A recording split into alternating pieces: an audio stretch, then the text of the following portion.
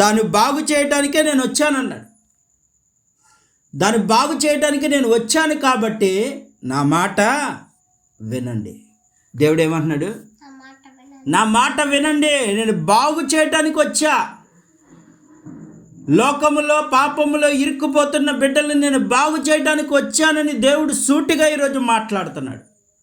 నువ్వు ఎవరి కోసమో, నీ చెల్లి బాధపడుతుంటే నువ్వు ఏం చేయాలి? ఆ చెల్లిని ఓదార్చేవాడిగా ఉండు. ఎందుకు నువ్వు ఓదార్చట్లేదంటే నీ హృదయం కఠినమైపోయింది. ఏడ్చేవాళ్ళని ఇంకా ఏడవని, బాధపడేవారిని ఇంకా బాధపడిని అని నువ్వు చూస్తూ ఉండిపోతున్నావు. అంటే నువ్వెవరివే? కఠినమైన వాడివి. ఫరో లాంటి వాడివి నువ్వు. ఫరో పాపం ఎంతమంది బానిసత్వంలో నా కోసం పనిచేస్తున్నారనే మనసు లేదు. దేవుని ఆరాధించడానికి మేము వెళ్తామంటే పంపించట్లేదు. ఎందుకని? కఠినమైపోయింది. సాతాను మనుషులు ఎలాగుంటారు? కఠినంగా ఉంటారు. నువ్వు ఎంత ఏడ్చినా, ఎంత ఇది చేసినా ఎలా ఉంటారు? కఠినంగా ఉంటారు. అమ్మమ్మ కానీ తాతయ్య కానీ బాధల్లో ఉన్నప్పుడు నువ్వు చూస్తూ ఉన్నావంటే నువ్వు కఠినాత్ముడివి. వారి కొరకు ప్రార్థన చేయాలి. లేదంటే నాయనమ్మ కానీ ఎవరైనా సరే, నీ బంధువులు మిత్రులు కష్టాల్లో ఉన్నారంటే వారి కొరకు నువ్వు ప్రార్థన చేసేవాడికి, వాళ్ళని చూసి నవ్వుకునేవాడిలాగా, వాళ్ళకి ఇలాగే జరిగిందని అవమానపరిచేవాడిగా తిట్టడానికి నీకు వీల్లేదు. ఎందుకంటే నువ్వు ఎలాంటి వాడివి అంటే దేవుడు తన స్వరూపంలో చేసుకున్నాడు. అంటే దేవుని పోలికలు నీలో కనపడాలి. ఎక్కడైనా యేసు ప్రభు వారు సిలువ మోసుకుని నువ్వు వెళ్తావు అంటే అక్కడున్న జనాలందరూ ఏడుస్తూ ఉంటే ఏమంటున్నాడు దేవుడు? నా కోసం ఏడవకండి, ఎందుకంటే నేను పరిశుద్ధతలోకి వెళ్ళాను కాబట్టి మీరు కూడా పరిశుద్ధతలోకి వెళ్ళాలి. ఈరోజు పరిశుద్ధాత్మ దేవుడు చెప్తున్నాడు, కఠినమైన మనస్తత్వం తీసేసుకో. ఎవరైనా బాధపడుతుంటే బాధపడే వారితో వాళ్ళకి దేవుని మాటలు చెప్పి బలపరచు. నీ ప్రయత్నం నీకు నోరు ఎందుకు ఇచ్చాడు? తిట్టడానికి నోరు ఇచ్చాడా? కొరగడానికి నోరు ఇచ్చాడా? దేవుడు ఎందుకు ఇచ్చాడంటే నీ దేవుని మాటలతో ఎదుటోని బలపరిచి దేవుని రాజ్యానికి వారసులు చేయటం కోసం. ఎన్నో కుటుంబాలు అతలాకుతలం అయిపోతున్నాయి. తాగుడు వ్యసనాలకు బానిసైపోతున్నారు. అబద్ధాలకు లోబడిపోతున్నాయి. ఇవన్నీ ఎక్కడి నుంచి వస్తున్నాయంటే నీ హృదయం నుంచి వస్తుంది. అంటే హృదయం ఎలా ఉంది? ఇప్పుడు నీ హృదయంలో అన్నీ చేర్చుకుంటున్నావు, కానీ దేవుని మాటలు చేర్చుకోలేకపోతున్నావు. ఉదయం లేచినగా దేవుని వాక్యాన్ని చదవాలి, దేవుడితో నీ గడపాలని మనసు నీలో రావట్లేదంటే గల కారణం నీ హృదయం కఠినమైపోయింది. అందుకే ఏమంటున్నాడు? హృదయ శుద్ధితో ఉంటే దేవుడు అక్కడ వాళ్ళు దేవుని చూస్తారంట. దేవుడు కనిపించట్లేదయ్యా, కనిపించే ఏది? నీ హృదయం కఠినంగా ఉంటే దేవుడు ఎక్కడ కనిపిస్తాడు? దేవుని క్రియలు నీలో కనిపించలేదంటే కారణం ఏంటి? నీ హృదయం కఠినమైపోయింది. పరిశుద్ధాత్మ దేవుడు చెప్తున్నాడు, కఠినాత్మను నీలో తీసేసుకోవాలి. స్కూల్లో ఎవరైనా పిల్లలు బాధపడతా ఉంటే టీచర్ గారు బాధపడకండి. టీచర్ మీకోసం మన కోసం ప్రాణం పెట్టిన యేసయ్య ఉన్నాడు. ఆయన నీ సమస్యను తీసివేయగల, ఆయనకు ప్రార్థన చేయండి. మీ కొరకు మేము కూడా ప్రార్థన చేస్తామని బలపరచాలి. అంతేగాని ఆమె బాధపడుతుందని, పిల్లలు వాళ్ళు ఏదో అన్నారని వాళ్ళ కోసం వీళ్ళ కోసం కాదు, వాళ్ళని రక్షణ కోసం అని నడిపించాలి. అదవుతుందా? ముని అమ్మ బాధపడుతుంది, లేకపోతే అక్క బాధపడుతుంది, ఎగ్జామ్ కోసం నువ్వేం చేయాలి? అక్క భయపడకో, దేవుడు మనకు తోడై ఉంటాడు. మన దేవుని వైపు చూద్దాం, ఎగ్జామ్ మంచిగా రప్పిస్తాడు, నీ జ్ఞానం ఇస్తాడు. నీ కొరకు మేము ప్రార్థన చేస్తాం, నువ్వు కూడా ప్రార్థన చేయి. వీటిని వద్దు, మనకి దేవుడు కావాలి అని వాళ్ళు బలపరచాలి. నాయనమ్మ ఆపదలో ఉంది, అప్పుడు నువ్వేం చేయాలి? నువ్వేం భయపడకు నాయన, దేవుడికి ప్రార్థన చేయి. నీవు సాధారణ మనిషివి కాదు, దేవుడు స్వరూపంలో చేసుకున్నాడు. దేవుడు బలవంతుడా బలహీనుడా? ఆయన స్వరూపంలో ఆయన చెంగు ముట్టగానే 12 ఏళ్ల రక్తకాల స్త్రీకి స్వస్థత వచ్చిందంట. పేతురు గారు ఆయన వస్తూ ఉండగా, ఆయన నీడ పడుతూ ఉండగా కుంటోళ్ళు గుడ్డు వాళ్ళు అందరూ స్వస్థత పొందుకున్నారంట. పౌలు గారు కూడా వస్తూ ఉండగా, ఆయన నీడ పడుతూ ఉండగా ఎవరైతే ఆయన నీడ ఊరికి ఏం పడతల్లా, అలా ఏమి చెప్పకపోయినా వాళ్ళ నీడ పడతా ఉండగానే దేవుడి కార్యాలు జరిగిపోతున్నాయి. అంటే నువ్వు దేవునితో గడిపే కొద్దీ, దేవునితో నడిచే కొద్దీ, దేవుని వైపు చూసే కొద్దీ నీలో ఏమొస్తుందంటే పరిశుద్ధాత్మ శక్తితో నింపబడతావు. నువ్వు అసాధారణమైన శక్తితో నింపబడతావు. నీ శక్తి నీకు తెలియదు, దేవుడికి తెలుసు, సాతానుకు తెలుసు. అందుకే నువ్వు శక్తిహీనుడు చేయటానికి సాతాను ఏం చేస్తూ ఉంటాడంటే బాణాలు వేస్తూ ఉంటాడు.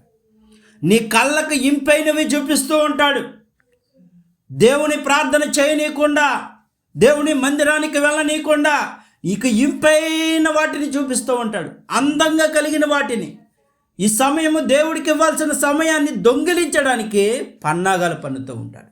అప్పుడు నువ్వేం చేయాలంటే ఎదిరించి వచ్చి చూడు, దేవుడు నీ తోడుంటాడు. నీ తోడుంటే నీకు శక్తి బలము వస్తుంది. ఏమొస్తుంది? నీకు శక్తి బలము వస్తుంది. ఈ రోజున బలాన్ని కోల్పోతున్నావంటే, నువ్వు బలహీనుడు అయిపోతున్నావంటే నువ్వు ఎవరి చేతిలోకి వెళ్ళిపోయావు? సాతాను చేతులు దిగిపోయావు.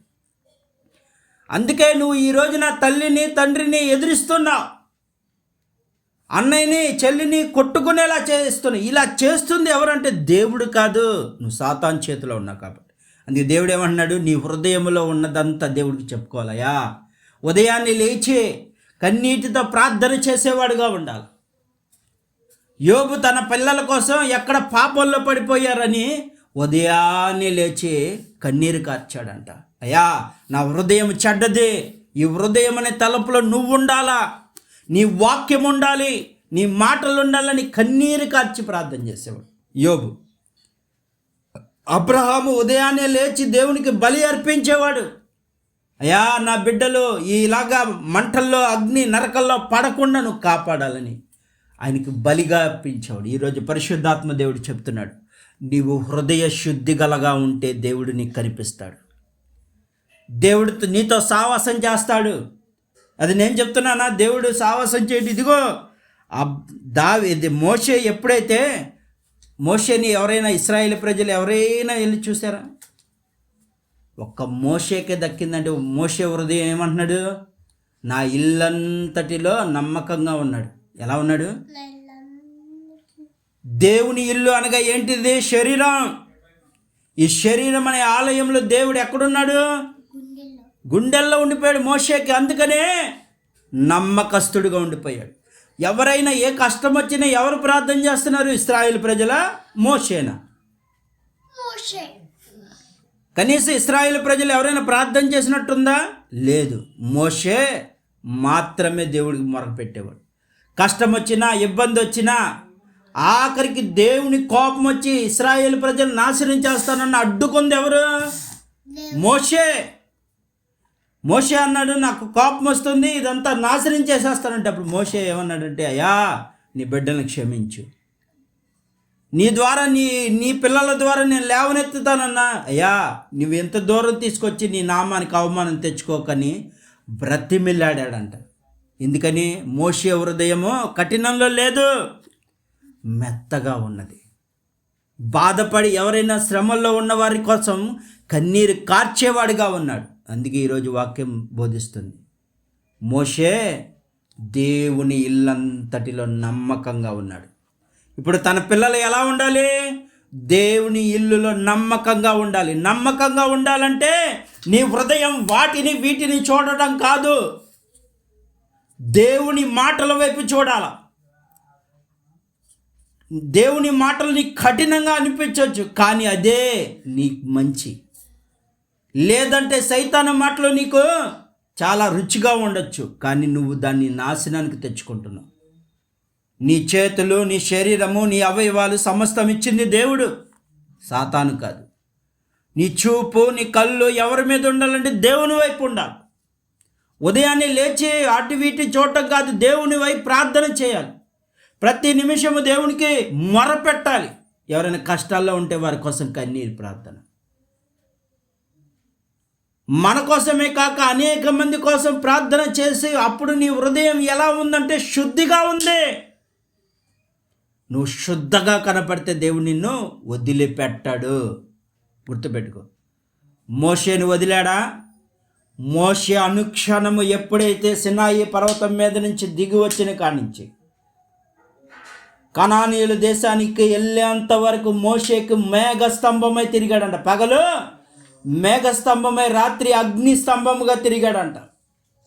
రాత్రిపూట నా పిల్లలు ఇబ్బంది పడకూడదు, పగలేమో మేఘం ఉన్నప్పుడు ఎండ దెబ్బ తగిలిద్దా? ఆఖరికి ఇశ్రాయేలు ప్రజలు చెప్పులు కూడా అరిగిపోలేదంట, వాళ్ళ వస్త్రాలు కూడా చిరిగిపోలేదంట. దేవుడు అలా కాపాడుకుంటే తీసుకెళ్ళాడు. ఈరోజు పరిశుద్ధాత్మ దేవుడు, దేవుడు నీకు తోడుంటే నీ చెప్పులు కాదు కదా, నిన్ను ఏ సాతాను టచ్ చేయకుండా ఆయన అగ్ని స్తంభముగా ఉంటాడు. నువ్వు మనసు దేవుడి వైపు చూడట్లేదు, దేవుని మాటల వైపు చూడట్లేదు. అందుకే నువ్వు ఏమైపోతున్నావంటే సైతాన మనస్తత్వం అయిపోయింది. ఈరోజు పరిశుద్ధాత్మ చెప్తున్నాడు, శుద్ధీకరించే మనసు కావాలి. కఠినమైన హృదయం తీసేయి. ఈ లోక రేపన్నది మంది కాదు, గుర్తుపెట్టుకో. దేవుడిస్తేనే మంది. దేవుడు ఇవ్వకుండా ఏది మనం పొందుకోలేం. దేవుడు ఇవ్వకుండా ఏది మనం సాధించలేం. దేవుడు కనికరిస్తున్నాడని నువ్వు చులకనగా చూడద్దు. దేవుడు ఈరోజు నీకు మాట రాకపోతే నీకు మాటలు లేవు. నీ కంటికి చూపునివ్వకపోతే కళ్ళు నీకు కనపడవు. నీకు తెలివిపోతే ఈ పాటికి ఏమైపోతావు? పిచ్చోడై రోడ్డు మీద తిరుగుతావు. ఈ విధంగా దేవుడు నీ పట్ల ఎన్నో కార్యాలు చేయాలని ఆశపడుతున్నాడు. హృదయ శుద్ధి కలిగిన జీవితం జీవించు. కఠినమైన మనసుని తీసివేయి. ఒకరి మీద ఒకరు కోపం పెట్టుకోవడానికి వీల్లేదు. అదవుతుందా? ఎట్టి పరిస్థితిలో దేవుడు చెప్పిన మాట ప్రకారం జీవించడానికి ప్రయత్నించి, నీ కళ్ళు నీ మనసు ఎవరి మీద ఉండాలి? దేవుని వాక్యం మీద ఉండాలి. ఈరోజు ఆకాశం నుండి నన్ను దేవుడు చూస్తున్నాడు కనుక నేను ఏ తప్పు చేయకూడదు. నా దేవుడు నన్ను ప్రేమిస్తున్నాడు కనుక నా దేవునికి ఇష్టమైన జీవితం నేను జీవించాలని ఆశపడి జీవించు. అప్పుడు దేవుడు నీకేమవుతాడు? తోడుగా ఉంటాడు. ఉత్తిగా దేవుడు తోడుగా ఉండడు. నీ హృదయం కఠినంగా ఉంటే దేవుడు తోడుంటాడని నువ్వు ఎంత ప్రార్థన చేసినా వెళ్ళు. గుర్తుపెట్టుకో, నువ్వెంత ప్రార్థన చేసి ఎంత ఇది చేసినా నీ మనసు ఎలా ఉండాలంటే శుద్ధత కలిగి ఉండాలి. ఎలా ఉండాలి? శుద్ధత కలిగి ఉండాలి. నీ శరీరం ఒక్కరోజు స్నానం చేయకపోతే వాసన కొడుతుందా లేదా? అలాగే నీ హృదయాన్ని శుద్ధీకరించుకోకపోతే, దేవుని పాదాలు పట్టుకొని కన్నీరు కార్చకపోతే నీ హృదయం ఏమైపోద్దంటే కుళ్ళు వాసన వచ్చేస్తుంది. కుళ్ళిపోతావు. శరీరం అంతా వ్యాధి అయిపోతుంది. అందుకే నువ్వేమైపోతున్నావు అంటే దేవుని మాటకు చోటు ఇవ్వలేవు, లోకానికి చోటిస్తావు. అప్పుడు దేనికి ఇస్తావు?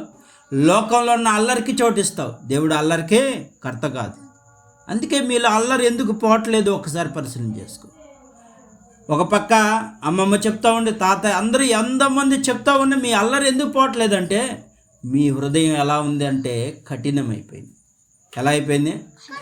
ఒక పక్క అమ్మ చెప్తావు, ఒక పక్క నాన్న చెప్తావు, ఒక పక్క మాయలు చెప్తాను. ఎందుకు ఈ అల్లరి?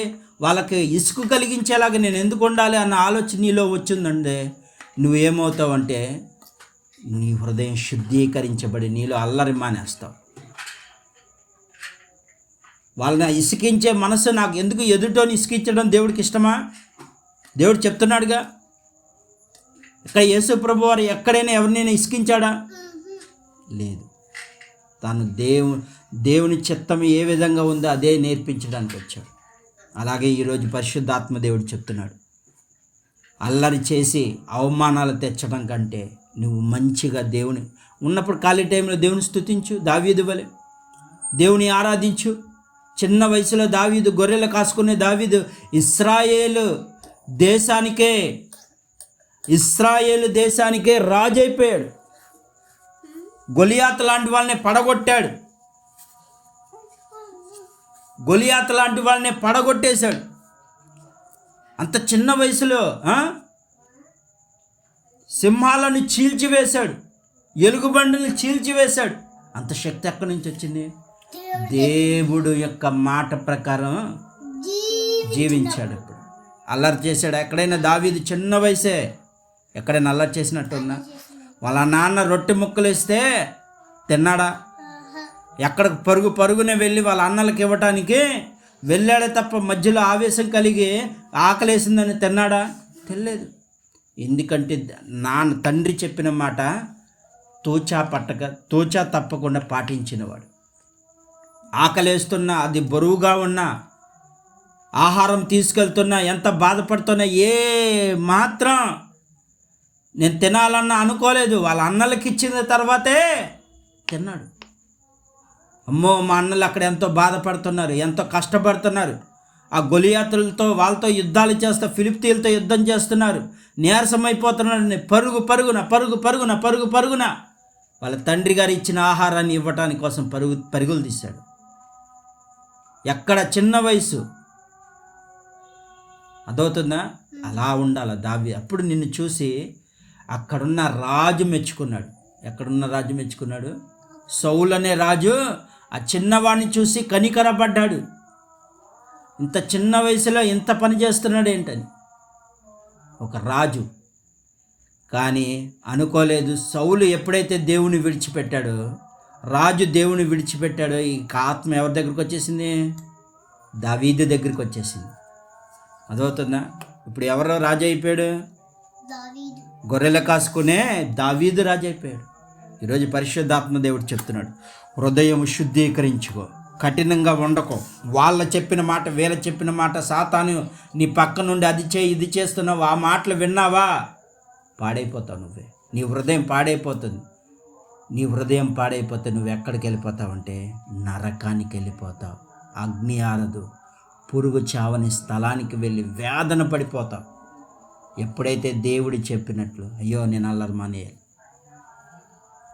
నా తల్లి మాట నేను వినాలి, నాలో ఈ చెడుతనం అంతా తీసేసుకోవాలి, ఏమాత్రం వీళ్ళని హింసించడానికి వీల్లేదు, నన్ను నమ్మి మా అమ్మ నాన్న ఇక్కడ పెడుతున్నారంటే మా తాతలకు నా అమ్మమ్మలకి ఇసుకుదల కలిగించేవాడుగా మేము ఉండకూడదు. ఉదయాన్నే లెగాలి, ఉదయాన్నే లేచి దేవా నీతో నేను గడిపి స్కూల్కి వెళ్ళిపోవాలి.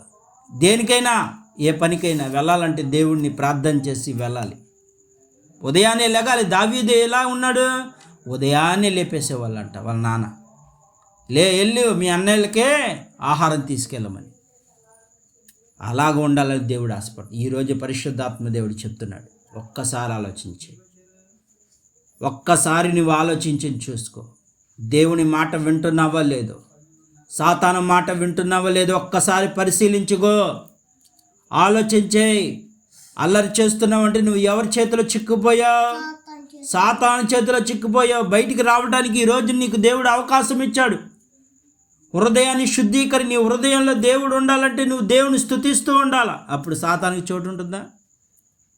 సాతాను యొక్క మాటలను పెడచెవిని పెట్టినప్పుడు దేవుడే నీకు తోడుంటాడు. ఇక సాతాను నీవేమైనా చేయగలుగుతాడా? అల్లరి తీసేసుకో. సాతాను నిన్ను గుచ్చి నరకానికి లాక్కెళ్ళిపోతాడు. గేలానికి గుచ్చి చేపను ఎలా లాక్కెళ్తాడు అట్లా లాక్కెళ్తాడు. అప్పుడు దాకా నీళ్ళలో చేప ఆనందంగానే ఉంటుంది. కానీ ఎప్పుడైతే ఎర్ర వేస్తాడో ఆ ఎర్రను పట్టుకొని, అది తెలియక ఆకలితో ఉన్నప్పుడు ఏం చేస్తుందంటే ఆ ఎర్రను పట్టుకోగానే ఆ కొంకెం దిగిపోద్దా చేపకి. ఆ చేపను లాగ్గానే ఏమైపోద్ది? అది తీసుకెళ్ళి వండుకొని తినేస్తాడు. అలా తినేస్తాడు సాతాను. ఫస్ట్ ఎర్ర చూపిస్తాడు, అది బ్రతిమలాడిద్ది, ఏదో వదులు అన్న వదిలిద్దా, వదలడం, తినేస్తాడు. నిన్ను కూడా అంతే. తన ప్రజలతో తినిపించేస్తాడు. నీ ఆత్మను నాశనం చేసేస్తాడు. ఒక్కసారి పరిశుద్ధాత్మ దేవుడు నిన్నే చూస్తున్నాడు, గుర్తు చేసుకో. ఆకాశం నుండి, అయ్యా దేవా నువ్వు ప్రిన్సీ నా మాట విను. సాతాను నిన్ను ముళ్ళు గుచ్చితే తట్టుకోలేవు. ఒక చిన్న కాలంలో ముళ్ళు గుచ్చుకుంటే తట్టుకుంటావా? అలాంటిదే వాడు గాలం వేసి లాగేస్తున్నాడు. ఈ రోజున పరిశుద్ధ అల్లరి చేయటం మానే. దేవుడు చెప్తున్నాడు, అల్లరికి కర్తని కాదు నేను. నీ భూమి మీద పంపించింది అల్లరి చేయడానికి కాదు, బాధల్లో ఉన్న వాళ్ళని, శ్రమల్లో ఉన్న వారిని విడిపించడానికి నేను పంపించా. నువ్వు నా ప్రకారం జీవించి వాళ్ళకి నీ మాటలు చెప్పినప్పుడు వాళ్ళు ఏం చేస్తారు? నిజమే కదా, చిన్న వయసులోనే వీళ్ళు ఎంత అల్లరి లేకుండా ఉన్నారు, మంచిగా వింటున్నారు, వీళ్ళు నిజంగా దేవుని పిల్లలని అనిపించుకున్నప్పుడు దేవుడు అక్కడ ఏం చేస్తాడు? ఆనందపడతాడు. ఆనందపడటమే కాక నీ చుట్టూ ఏమేస్తాడు? తన దూతల్ని కంచివేసే సాతాను నీ దరిదాపులకి రానియకుండా ఖడ్గాలు పట్టుకుని దూతలు ఉంటాయి. ఎప్పుడు నువ్వు దేవుని చెప్పిన మాట ప్రకారం లోబడినప్పుడు. ఈరోజు పరిశుద్ధాత్మ దేవుడు చెప్తున్నాడు, హృదయం శుద్ధీకరించుకో, కఠినపరుచుకోకు. నీ హృదయం ఎప్పటికప్పుడే దేవా దేవా అని కన్నీరు కార్చేవాడిగా ఉండాలి. ఎవరా అంటూ ఉంటారు ఏడవద్దని, ఎవరి కోసం కాదు, నీ కోసం నువ్వు ఏడవాలి. నీ కుటుంబంలో సమస్యల కోసం ఏడవాలి. అప్పుడు ఏడ్చినప్పుడు నీ హృదయం ఏమైపోద్ది, నీ హృదయం అంతా భారం తీరిపోద్ది. ఆ భారంతో పాటు ఏమైపోద్ది, ఆ కుళ్ళు కుతంత్రం అంతా బయటకు వచ్చేస్తుంది. చెల్లి మీద కోపం పెట్టుకున్న కోపం అంతా కరిగిపోద్ది. నువ్వు కన్నీటి ప్రార్థనలో శక్తి ఉందే, ఏముందే, శక్తి ఉంది. ఈరోజు నువ్వు దేవుడు చెప్తున్నాడు, ఇక నుండి అయినా సరే నీ హృదయం శుద్ధీకరిస్తే దేవుణ్ణే చూస్తావంట. మోషే వలె చూస్తావు. చూడటమే కాక దేవుని శక్తితో నింపబడతావు. అప్పుడు నీకు ఏది విరోధి, సాతాను నువ్వు ఎన్ని చెప్పినా దేవుడి మాటల్లో పడతలేదంటే నీలో సైతాను ఉన్నాడు, గ్రహించు. ఇక నుండైనా దేవుడు చెప్పిన మాట వినాలి, ఆయన ప్రకారం జీవించాలని ఈ రాత్రికాల సమయంలో దేవుణ్ణి అడుగోయా, నేను చేసింది తప్పు, నేను సాతానికి మాటికి ప్రార్థన చేస్తున్నాను, అల్లరి చేయకూడదు అయ్యా, తీసే కాదు, దేవా మనస్ఫూర్తిగా అడగాల, నన్ను క్షమించాయా, అల్లరి చేసి నేను బాధ పెడుతున్నాను, అల్లరితో పాటలు చేసి నీ మనసుని గాయపరుస్తున్నాను, నన్ను క్షమించాయా. నువ్వు ఎప్పుడైతే కన్నీటితో క్షమాపణ గుణం కనుగొంటావో, దావీదుని క్షమించిన దేవుడు ఈ రాత్రికాల సమయంలో నిన్ను క్షమించడానికి, ఎవరైతే ఈ యొక్క వాక్యం వింటున్న వారందరినీ క్షమించి సన్మార్గంలో నడపడానికి చాలిన దేవుడు మన దేవుడు. ఈరోజు పరిశుద్ధాత్మ దేవుడు చెప్తున్నాడు, ఇక నుండి దేవుని మాట ప్రకారం జీవించాలని ప్రార్థన చేయి. నీ మనసులో సాతాను ఆలోచనకు చోటు ఇవ్వకు. ఈ కొద్ది మాటలు దేవుడు దీవించునుగాక. ఆమేన్.